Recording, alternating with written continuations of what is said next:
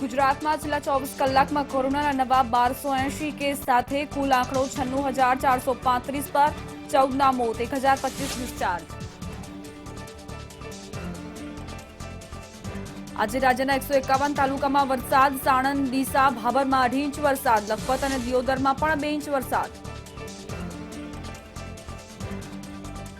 Bhavnagar Ahmedabad short highway પર પાણી ફરી વળ્યા। સવાઈનગર, દેવળિયા, પાડિયા સહિતના ગામો બેટમાં ફેરવાયા। જામજોધપુરના મોટી ગોપથી દાફરાને જોડતો પુલ ધરાશાયી, 25 ગામના લોકો મુશ્કેલીમાં। અમદાવાદમાં ધોધમાર સરેરાશ 2 ઇંચ વરસાદ। ઘણા વિસ્તારોમાં પાણી ભરાયા। ટ્રાફિક જામથી વાહન ચાલકોને હાલાકી। ભરૂચના ઘણા વિસ્તારો પાણીમાં ગરકાવ। મંતવ્ય ન્યૂઝની ટીમે દર્શાવી સાચી સ્થિતિ। ઘણા ગામો સંપર્ક વિહોણા।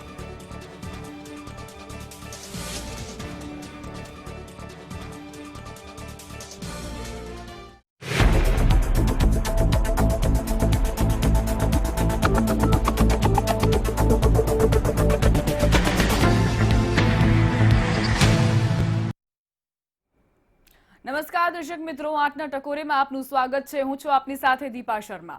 સમાચારોના શંભુ મેળામાં આપણા માટે મહત્વના સમાચાર કયા છે તેની પસંદગી કરવી ખૂબ અઘરી હોય છે, પરંતુ તમારા આ અવઢવને અમે દૂર કરીશું। હવેથી રોજ રાત્રે 8 ટકોરે અમે દર્શાવીશું દિવસભરની એવી ખાસ ખબરો જે તમારે જોવી અને જાણવી જ જોઈએ। આ ખબરોમાં માત્ર ખબર નહીં પરંતુ તેનું વિશ્લેષણ પણ હશે। પ્રાદેશિક, રાષ્ટ્રીય અને આંતરરાષ્ટ્રીય સમાચારોની આગવી રજૂઆત સાથે હાજર છીએ અમે 8ના ટકોરે।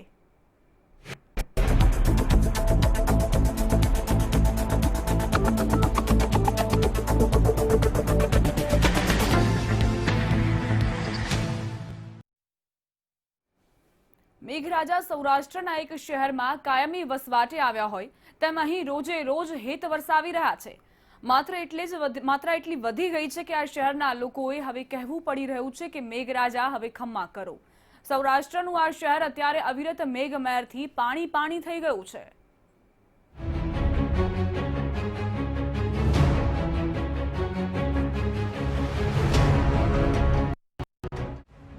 સૌરાષ્ટ્રનું મિની ચેરાપુંજી બન્યું ગોંડલ। ગોંડલમાં વરસાદે કાઢી નાખ્યા ગાભા। ગોંડલનું આભ વરસી રહ્યું છે અવિરત। ઐતિહાસિક શહેરમાં સાર્વત્રિક જળતાંડવ।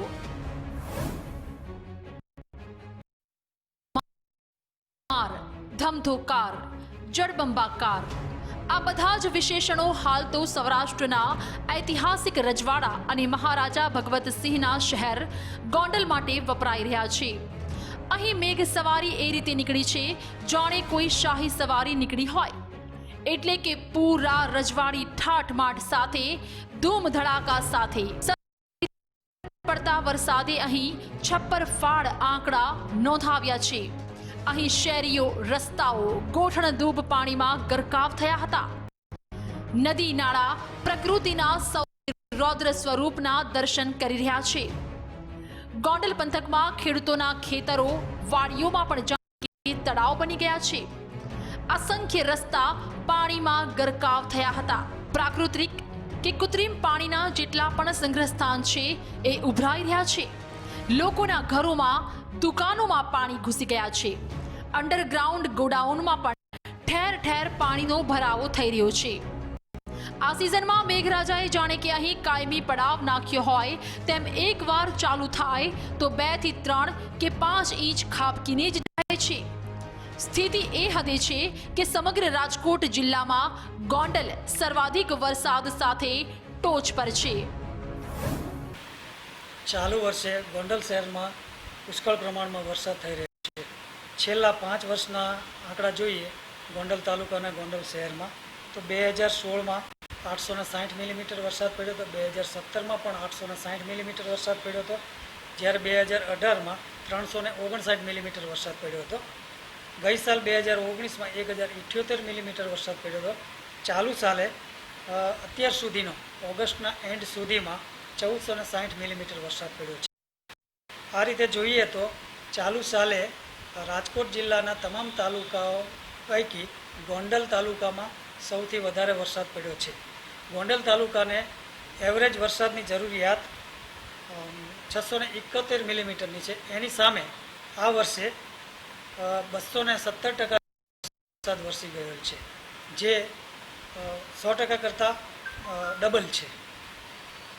ગોંડલ શહેરમાં ભરપૂર વરસાદ થવાના કારણે ગોંડલ તાલુકામાં આવેલ તમામ નદીઓ જેવી કે ગોંડલી નદી છે, છાપરવાડી નદી છે, ભાદર નદી છે, તમામ નદીઓ માં પુષ્કળ પ્રમાણમાં પાણી આવ્યું છે અને ગોંડલના તમામ ડેમો ગોંડલની જીવાદોરી સમાન ગણાતી વેરી તળાવ ડેમ અવિરત ઓવરફ્લોથી વહી રહ્યો છે. ગોંડલમાં સિઝનનો વરસાદ 55 ઇંચને પાર, 80% ચોમાસાએ જ 210% વરસાદ. છેલ્લા 20 વર્ષની સરેરાશ 25 થી 30 ઇંચ, સરેરાશ કરતા ડબલથી પણ વધુ ખાબક્યો. પૂરા ચોમાસામાં ગોંડલ સર્જી શકે નવો રેકોર્ડ. ઉત્તરના રાજ્ય મેઘાલયમાં એક શહેર વર્ષોથી કાયમ વરસાદ માટે જાણીતું છે. એ શહેર એટલે મેઘાલયનું ચેરાપુંજી. ત્યાંની ખાસિયત એ છે કે મેઘરાજા ત્યાં કાયમી પડાવ નાખીને પડ્યા રહે છે. સૌરાષ્ટ્રના રજવાડી શહેર ગોંડલ માટે પણ આ વર્ષે તો મેઘરાજા શાહી મહેમાન ગતિ માણી રહ્યા છે. ચોમાસું હજી 80% વીત્યું છે. હજુ પણ ચોમાસાનો છેલ્લો રાઉન્ડ બાકી છે. ત્યાં જ અહીં 55 ઇંચથી પણ વધારે વરસાદ ખાબકી ગયો છે. છેલ્લા 20 વર્ષની સરેરાશ જોઈએ તો 25 થી 30 ઇંચ જેવો વરસાદ અહીં દર વર્ષે પડે છે. પણ આ વર્ષે તો ગાભા કાઢી નાખ્યા અને સરેરાશની સરખામણીએ 210% વરસાદ ખાબકી ગયો. ચોમાસું પૂરું થતા સુધીમાં મેઘરાજા જો આવી જ બેટિંગ કરતા રહ્યા તો ગોંડલ એકલું જ આખા સૌરાષ્ટ્રમાં નવો રેકોર્ડ બનાવે તો પણ ના નહીં. બ્યુરો રિપોર્ટ, મંતવ્ય ન્યૂઝ. કહેવાય છે કે અતિની ગતિ નહીં. કોઈ પણ વસ્તુ લિમિટમાં સારી, પછી તે વરસાદ જ કેમ ન હોય. રાજ્યમાં આ વર્ષે સતત વરસાદથી હવે સંકટની સ્થિતિ ઊભી થઈ છે. જો આવી જ રીતે વરસાદ ચાલુ રહ્યો તો રાજ્યમાં પડશે લીલો દુષ્કાળ. ગુજરાતમાં લીલા દુષ્કાળના એંધાણ. વધુ પડતો વરસાદ બન્યો મોકાણ. હાઈવે પર પાણી, ખેતરો ભરપૂર. શહેર હોય કે ગામ, નદી હોય કે નાળા, ડેમ હોય કે ડુંગર, જ્યાં જુઓ ત્યાં પાણી જ પાણી. ગુજરાતમાં આ વર્ષે સતત એટલો વરસાદ વરસ્યો છે કે હવે લીલા દુષ્કાળના ડાકલા વાગી રહ્યા છે. લીલો દુષ્કાળ એટલે વધુ પડતો વરસાદ અને તેનાથી થનારી અસરો. ખેડૂતોના મોટા ભાગના પાક સતત વરસાદથી ધોવાઈ ગયા છે. જો હજુ વરસાદ આવશે તો ફરી વાવણીની સંભાવના ઘટી જશે. તરત જ એસડીઆરએફના ધોરણો પ્રમાણે ક્યાંય સહાય આપવા પાત્ર થતી હશે તો કલેક્ટરો મારફતે દરખાસ્તો મંગાવી રાજ્ય સરકાર, મહેસૂલ વિભાગ, કૃષિ વિભાગ આની મંજૂરી આપશે. જો વરસાદનું વિશ્લેષણ કરીએ તો અત્યાર સુધી 94 તાલુકામાં 40 ઇંચથી વધુ, 133 તાલુકામાં 20 થી 40 ઇંચ અને 24 તાલુકામાં 10 થી 20 ઇંચ વરસાદ પડી ચૂક્યો છે. કુલ મળીને ગુજરાતમાં સરેરાશ 119.78% વરસાદ નોંધાયો છે. ઝોન વાઇઝ વાત કરીએ તો કચ્છ ઝોનમાં 251.66%, સૌરાષ્ટ્રમાં 162.64%, દક્ષિણ ગુજરાતમાં 102.45%, ઉત્તર ગુજરાતમાં 101.72% અને પૂર્વ મધ્ય ગુજરાતમાં 87.56% વરસાદ વરસ્યો છે. સ્વાભાવિક રીતે જ આટલા વરસાદથી રાજ્યના ડેમ પણ છલોછલ છે. અત્યારે 154 જળાશય હાઈ એલર્ટ પર, 12 જળાશય એલર્ટ પર, 12 જળાશય વોર્નિંગ પર, 103 ડેમ 100%થી વધુ ભરાયા છે અને 62 નદી તેમજ 78 મોટા તળાવ ઓવરફ્લો થયા છે. એના કારણે બધા જ જળાશયો ભરાઈ ચૂક્યા છે. બધી જ નદીઓ અત્યારે સારી રીતે પાણી વહન કરી રહી છે. બધી જ કૂવાઓ, ચેકડેમો, તળાવો બધું ભરાયું છે અને વધારે વરસાદ થયો હોય એ વિસ્તારમાં પાણી નિકાલની પણ જરૂરિયાત પ્રમાણે કલેક્ટરો દ્વારા વ્યવસ્થા કરવામાં આવી રહી છે.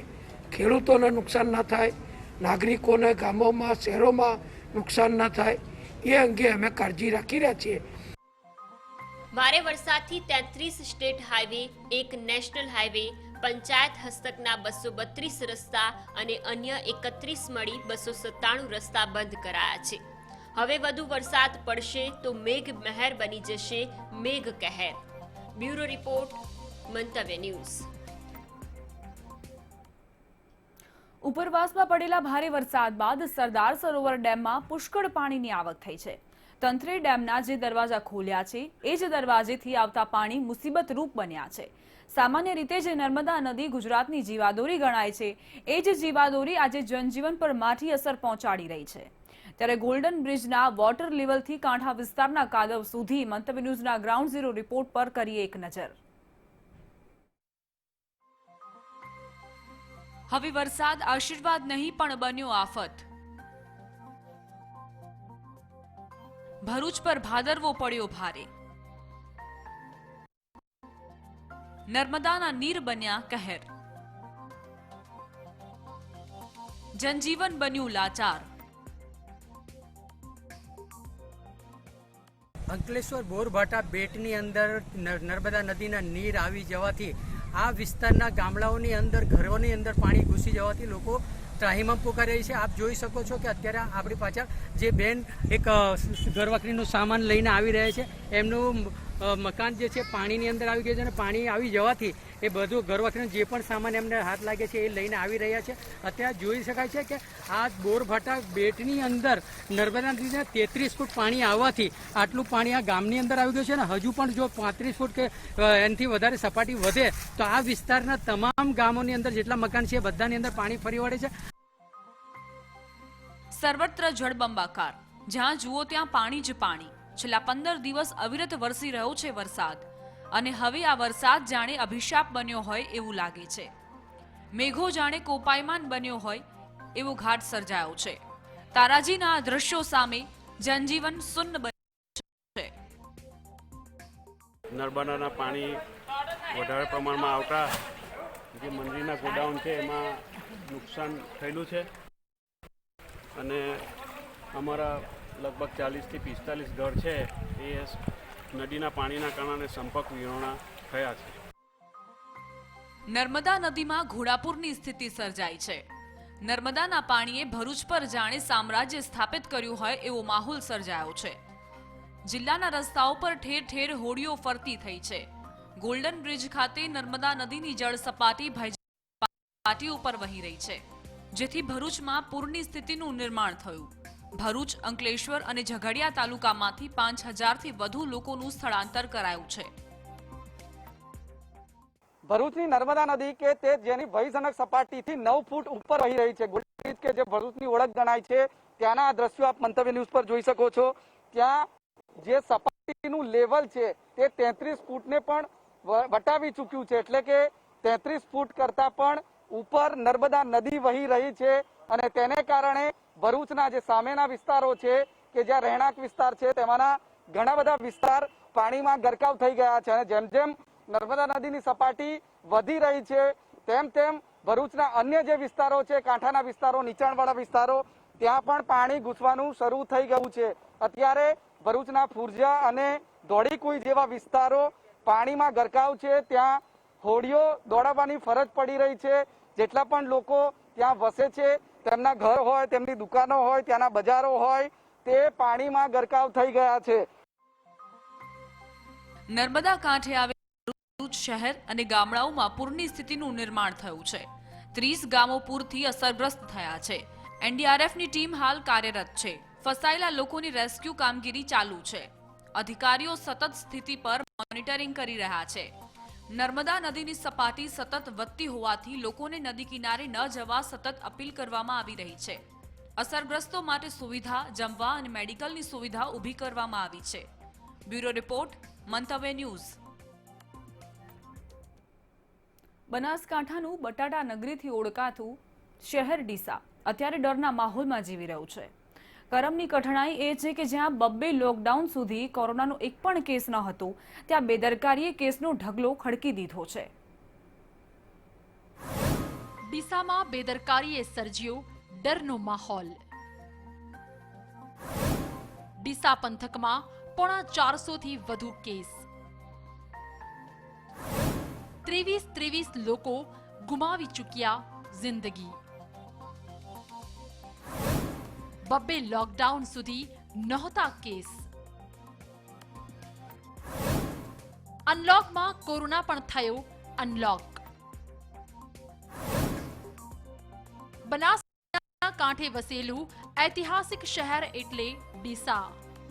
એક સમયે લશ્કરી થાણું હતું. એ શહેર આજે તો ધમધમે છે. આખા ગુજરાતમાં બટાટા નગરી તરીકે એની નામના છે. દેશભરમાં બટાટા અહીંથી પહોંચે છે. ડીસાની વાત કરીએ તો અહીં આંકડા હેરાન કરી મૂકે તેવા છે. એકલા ડીસા શહેરમાં 1.25 લાખથી વધુની વસ્તી છે. પણ 15 થી 17 કિલોમીટરના ફેલાવામાં વસેલું આ શહેર કોરોના એવા તો ભરડામાં આવી ગયું છે કે તંત્ર સહિત નગરના બુદ્ધિજીવીઓ ડર વચ્ચે જીવી રહ્યા છે. લોકોને આપણે કહેતા હોઈએ છીએ કે જે સૂચનાઓનો લોકોએ અમલ કર્યો તેના કારણે આપણે લોકોને જે જાગૃત કરી શક્યા, તેના કારણે આપણે જે મરણનો રેટ હતો એ આપણે બહુ ઘટાડી શક્યા. હાલમાં 373ની સામે 320 રિકવર થઈ ગયા છે. 23ના ડેથ થયા છે. જે ડેથ થયા તેમાં પણ ઉંમરલાયક માણસો હતા, 70ની ઉપર હતા, તેવા લોકોના મૃત્યુ થયા છે. અમુક જ જે હતા 2-5 મૃત્યુ કે જેને વધારે પડતો ડાયાબિટીસ અને હાઇપરટેન્શનની બીમારી હતી તેના કારણે મોત થયા છે. જ્યાં 2 લોકડાઉન ઝીરોના સ્કોરમાં વીત્યા, એ જ ડીસા પંથકમાં અનલોક બાદ આટલા સમયમાં જ પોણા 400 થી વધુ કેસ આવી ચૂક્યા છે. કમનસીબે 23 જિંદગી પણ આ કારમી બીમારીમાં હોમાઈ ગઈ છે. આરોગ્ય અધિકારીના મતે બહારથી આવેલા લોકોને લીધે કેસ ઝડપથી વધ્યા છે. એપ્રિલમાં જે બહારથી લોકો આવ્યા અને જે અહીંથી બહાર ગયા તે તમામનું સ્ક્રીનિંગ કરવામાં આવ્યું. તમામને આપણે આના વિશેની જે આઈસી પ્રસારણ કહેવાનો મતલબ કે જે પ્રચાર પ્રસાર કરવાનો તે પ્રચાર પ્રસારથી લોકોને જાગૃત કર્યા અને કોરોનાથી ડરવાની જરૂર નથી તે વિશે જે માર્ગદર્શન આપવાનું તેના માટેની આપણે તમામ સોસાયટીઓના પ્રમુખો જોડે ચર્ચા વિચારણા કરીને તમામના સંમેલન કર્યા. તે બાદ એપ્રિલમાં એક પણ કેસ પોઝિટિવ ના આવ્યો અને બનાસકાંઠામાં એપ્રિલમાં પહેલો કેસ આવ્યો મીઠાવી ચારણનો. તે બાદ આખા બનાસકાંઠામાં 10 કેસ હતા અને આપણા ડીસામાં એક પણ કેસ નહોતો. ડીસામાં મે મહિનામાં 2/5/2020થી લોકડાઉન પૂરું થયા બાદ અંશત લોકડાઉન ખોલવાના કારણે જે અમદાવાદથી જે બહારથી લોકો આવ્યા તેમાં આપણે જે બેન હતા દૈયાબેન, એમનો નીતાબેન નરેશભાઈ દૈયાનો પહેલો પોઝિટિવ કેસ આવ્યો. સાથે સાથે એ જ દિવસે આસેડાના પણ 2 પોઝિટિવ કેસ આવ્યા અને શરૂઆત થઈ મે મહિનામાં આપણે 10 પોઝિટિવ કેસ આવ્યા. ડીસાની વાત કરીએ તો ડીસામાં 1,11,000 વસ્તી ધરાવતું આ શહેર છે. આ શહેરની વાત કરીએ તો કોરોનાની વાત કરીએ તો જ્યારે કોરોનાનું પ્રથમ લોકડાઉન આવ્યું હતું તે વખતે બનાસકાંઠામાં ડીસામાં એક પણ કેસ ન હતો. પરંતુ બીજા લોકડાઉનમાં અમદાવાદથી આવેલી એક મહિલાને પ્રથમ પોઝિટિવ કેસ આવ્યો હતો ને ત્યારબાદ કેસની વાત કરીએ તો સતત બનાસકાંઠાની અંદર કેસો વધી રહ્યા છે. જેમાં ડીસાની વાત કરીએ તો ડીસામાં પણ અત્યાર સુધી 372 કેસ નોંધાયા છે. હાલમાં તેમાંથી 310 લોકો સાજા થયા છે અને એ 13 લોકો જે કોરોના સામે હારી જતા તેમના મૃત્યુ પણ થયા છે. બનાસકાંઠાનું આ ડીસા છે. ડીસાની અંદર અત્યારે અનલોક છે, જેથી લોકો અનલોક બાદ ડીસાની અંદર અત્યારે પબ્લિક ફરી રહી છે. રોજગાર ધંધા પણ શરૂ થઈ ચૂક્યા છે. લોકોને અત્યારે કોઈ પણ જાતનો ડર નથી. ક્યાંક લોકો માસ્ક વગર પણ ફરી રહ્યા છે. તંત્રની ક્યાંક નિષ્ક્રિયતા છે, ક્યાંક લોકોને પણ પોતાની આ બાબતની ગંભીરતા નથી. કોરોનાની શું ગંભીરતા છે તે ખબર નથી. તેને લઈને લોકો ફરી રહ્યા છે. માસ્ક પણ પહેરતા નથી.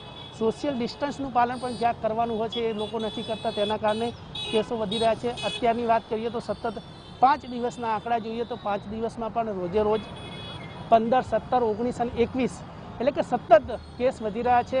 ગઈકાલના પણ 21 કેસ બનાસકાંઠામાં નોંધાયા હતા, જેમાં ડીસાના પણ 7 કેસ નોંધાયા. મંતવ્ય ન્યૂઝની ટીમે જ્યારે ગ્રાઉન્ડ ઝીરો પર રિપોર્ટિંગ કર્યું તો ખ્યાલ આવ્યો કે અહીં નાગરિકો મોટા પાયે બેદરકારીથી વર્તી રહ્યા છે. ઘણા બધા લોકો તો જાણે માસ્ક એટલે કશું જાણતા જ ન હોય તેમ વર્તતા જોવા મળ્યા. લોકો સોશિયલ ડિસ્ટન્સિંગ વિશે પણ બેદરકાર જોવા મળ્યા. આટલા બધા કેસ અને તંત્રની તકેદારીની સૂચનાની જાણે કે ઘોડીને પી ગયા હોય તેમ કોઈ નિયમોનું પાલન થતું જોવા ન મળ્યું.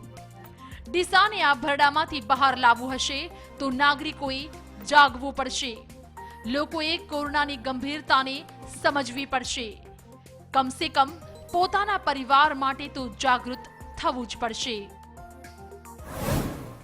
ડીસાની અંદર ક્યાંક ને ક્યાંક લોકોની અવેરનેસ ઓછી હોવાના કારણે, ક્યાંક તંત્ર નિષ્ક્રિય હોવાના કારણે આજે પણ બનાસકાંઠાના ડીસાની અંદર દિન પ્રતિદિન કેસ વધી રહ્યા છે.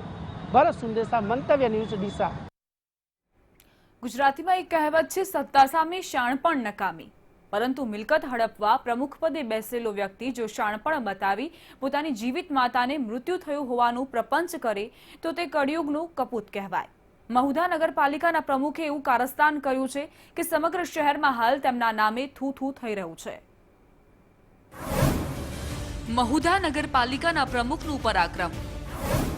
જીવિત માતાને દસ્તાવેજી મૃત બનાવી વારસાઈની મિલકત પોતાના નામે કરવાનું પ્રમુખનું પ્રપંચ.